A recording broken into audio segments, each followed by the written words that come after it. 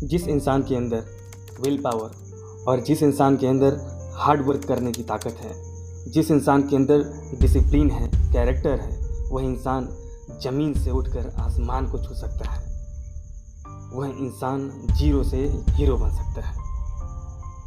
नमस्कार दोस्तों, ये बोल किसी और के नहीं, भारत के द फ्लाइंग सिख कहे जाने वाले मिल्खा सिंह जी, जो कि हमारे देश के सबसे तेज धावक थे, उन्होंने कहा था। दोस्तों, आज जो हमारे बीच कोविड के चलते नहीं हैं, लेकिन वो हमारे दिलों में हमेशा महफूज रहेंगे। उन्होंने देश के लिए जो कार्य किए हैं, हमें इंस्पायर किया है, उसे हम कभी भूल नहीं सकते हैं। आइए दोस्तों, देखते हैं उनके बारे में कुछ उपलब्धियां और उनके बारे में कुछ कहानियाँ। दोस्तों, मिल्खा सिंह जी सबसे तेज धावक थे। इनको फ्लाइंग सिख के नाम से भी जाना जाता था। ये गोविंदपुरा पंजाब में पैदा हुए थे, जो कि अभी पाकिस्तान में है। The race of my life, ये मिल्खा सिंह जी की ऑटोबायोग्राफी थी और इन्होंने कुछ रिकॉर्ड और ऑनर भी हासिल किए थे, जो कि इस प्रकार हैं। इन्होंने अपना पहला गोल्ड मेडल 1958 में एशियन गेम्स में, जो कि टोक्यो में हुआ था, 200 मीटर की रेस में जीता था। दिन 1958 में ही एशियन गेम्स में ही टोक्यो में 400 मीटर की रेस में भी इन्होंने गोल्ड प्राप्त किया और 1958 में ही कॉमनवेल्थ गेम्स में 440 यार्ड में इन्होंने गोल्ड प्राप्त किया। 1962 में एशियन गेम्स जकार्ता, जो कि इंडोनेशिया में है, 400 मीटर में गोल्ड प्राप्त किया और अगेन इन्होंने 1962 में ही एशियन गेम्स जकार्ता इंडोनेशिया में 400 मीटर के 4 रिले रेस में गोल्ड जीता। मिल्खा सिंह जी को 1959 में पद्मश्री अवार्ड से भी नवाजा गया और इनके लाइफ से रिलेटेड एक मूवी भी बनी थी, जिसको भाग मिल्खा भाग बोलते हैं, जिसे कि हम सभी लोगों ने देखा हुआ है और इसको डायरेक्ट किया था राकेश ओम प्रकाश मेहरा ने। और दोस्तों, इनकी जो वाइफ थी निर्मल कौर, वो बॉलीवुड टीम की कैप्टन थी। उनका भी पिछले दिनों कोविड की वजह से ही 14 जून को निधन हो गया। दोस्तों, मिल्खा सिंह जी के जीवन के बारे में बहुत सारी घटनाएं हैं, जो कि हमें हिला के रख देंगी, हमारे हृदय को परिवर्तित करके रख देंगी, हमें एक अंदर से साहस देंगी। तो आइए जानते हैं उनके बारे में। मिल्खा सिंह जी का जन्म भारत के पंजाब में एक सिख राठौर परिवार में 20 नवंबर 1929 को हुआ था। अपने माँ बाप के कुल 15 संतानों में से एक थे। उनके भाई बहन बाल्यकाल में ही गुजर गए थे। भारत की विभाजन के बाद हुए दंगों में मिल्खा सिंह ने अपने माँ बाप, भाई बहन सबको खो दिया। अंततः वे शरणार्थी बन के ट्रेन द्वारा पाकिस्तान से दिल्ली आए। दिल्ली में वह अपनी शादीशुदा बहन के घर कुछ दिन तक रहे।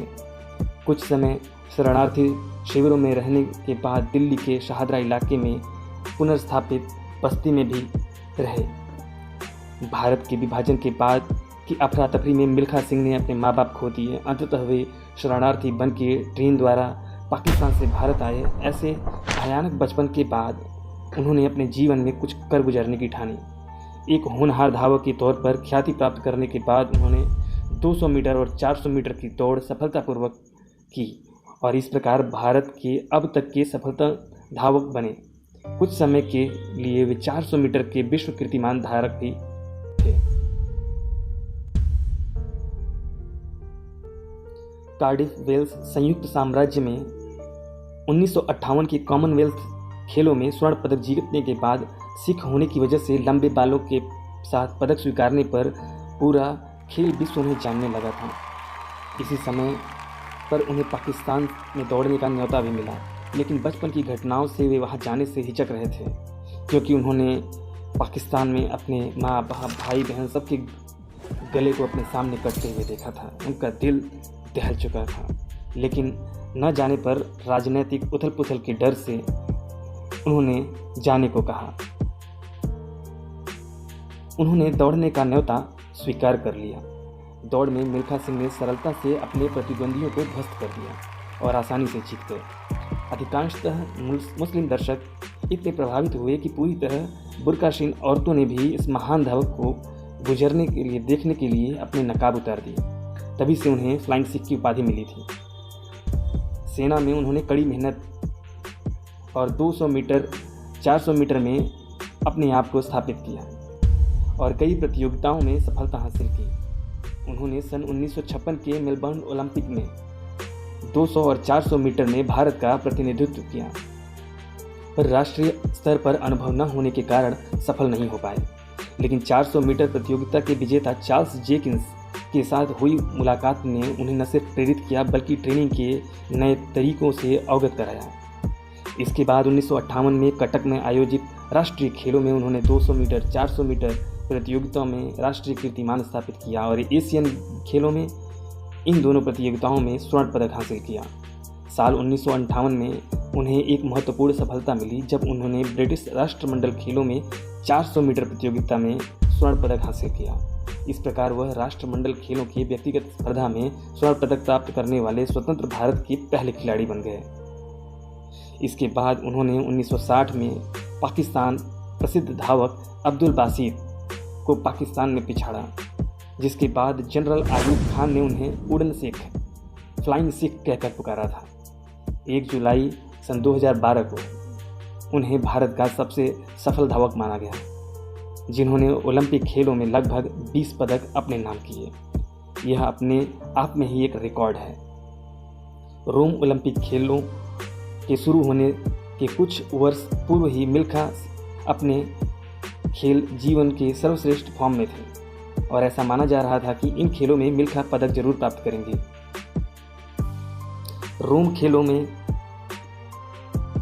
कुछ समय पूर्व मिल्खा ने फ्रांस में 45.8 सेकंड का कीर्तिमान स्थापित किया था और 400 मीटर दौड़ में मिल्खा सिंह ने पूर्व ओलंपिक रिकॉर्ड तोड़ा हुआ और चौथे स्थान के साथ पदक से वंचित रह गए।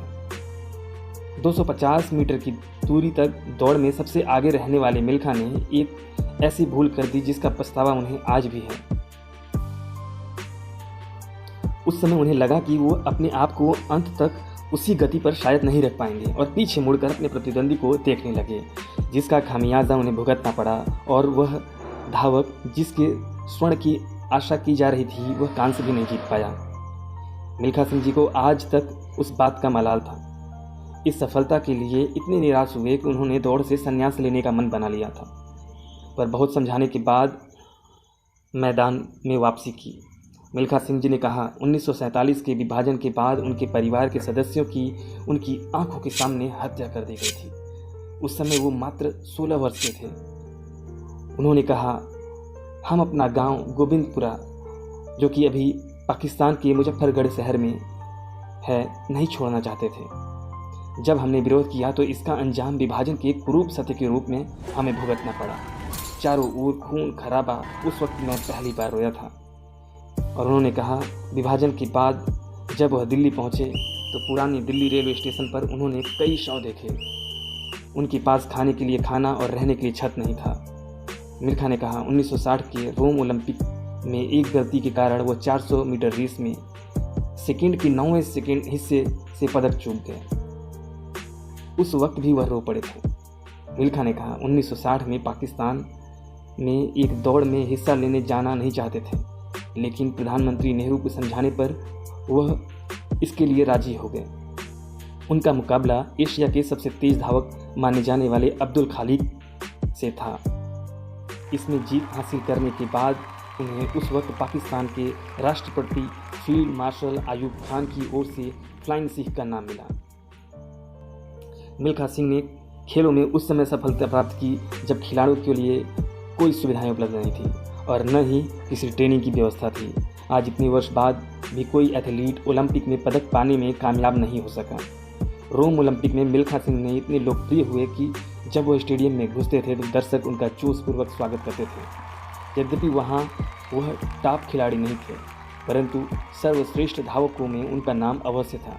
उनकी लोकप्रियता का दूसरा कारण उनकी बढ़ी हुई दाढ़ी और लंबे बाल थे। लोग उस समय सिख धर्म के बारे में अधिक नहीं जानते थे, अतः लोगों को लगता था कि कोई साधु इतनी तेजी से कैसे दौड़ सकता है। उस वक्त पटका का भी चलन नहीं था, अतः सिख सिर पर रुमाल बांध लेते थे। मिल्खा सिंह की लोकप्रियता का एक अन्य कारण यह था कि रोम पहुंचने के पूर्व वह यूरोप के टूर में बड़े बड़े खिलाड़ियों को हरा चुके थे। उनके रोम पहुंचने के पूर्व उनकी लोकप्रियता वहां चर्चा पर पहुंच चुकी थी। मिल्खा सिंह ने जीवन में 2 घटनाएं बहुत महत्वपूर्ण रखती हैं।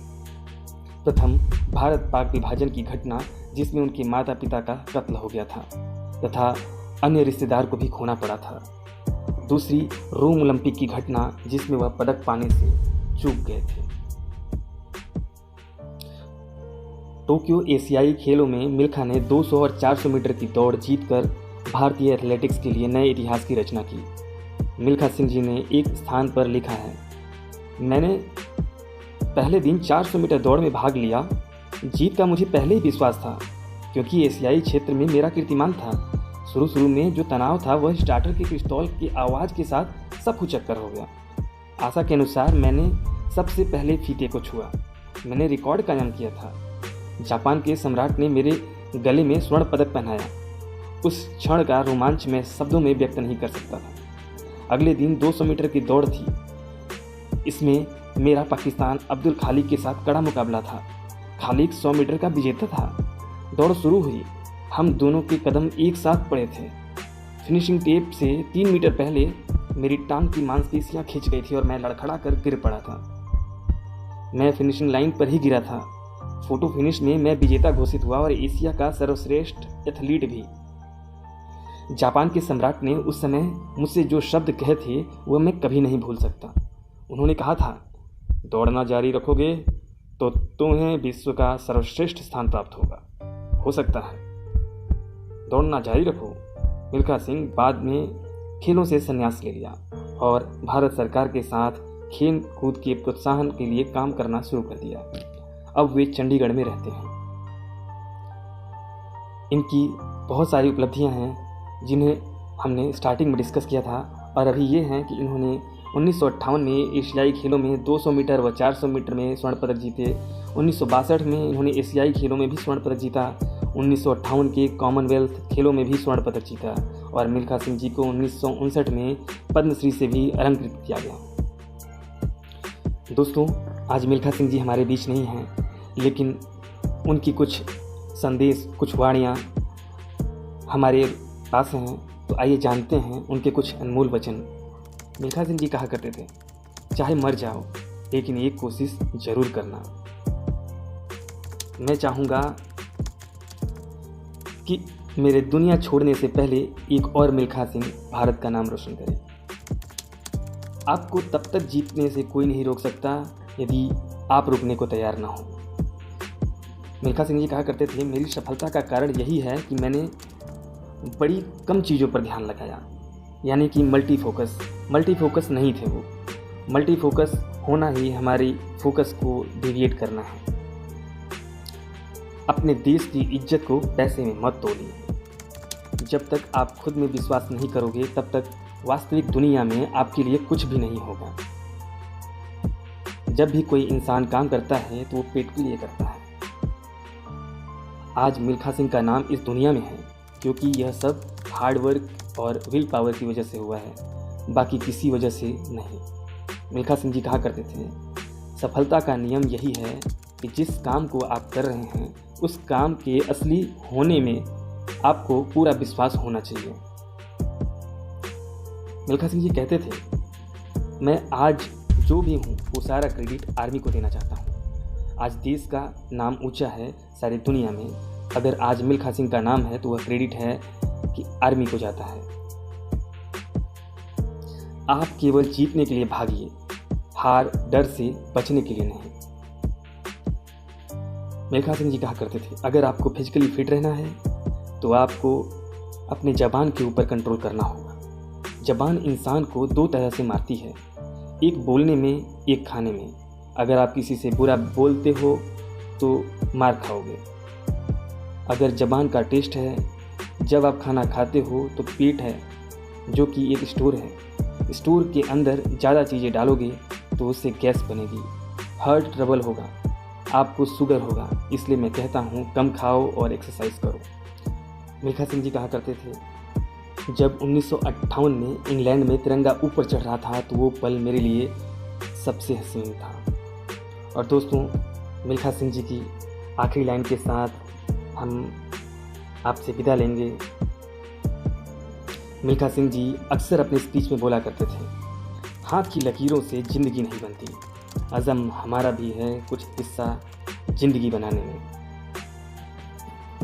ओके दोस्तों, आप सभी को मिल्खा सिंह जी की लाइफ से बहुत कुछ सीखने को मिलेगा। आप सभी लोग उनके लिए प्रे करिए, वो जहाँ भी हों शांति मिले उन्हें और वो अपने गंतव्य तक ज़रूर पहुँचें। अपना ध्यान रखिएगा। मिलते हैं नेक्स्ट वीडियो में। Till then take care, bye bye.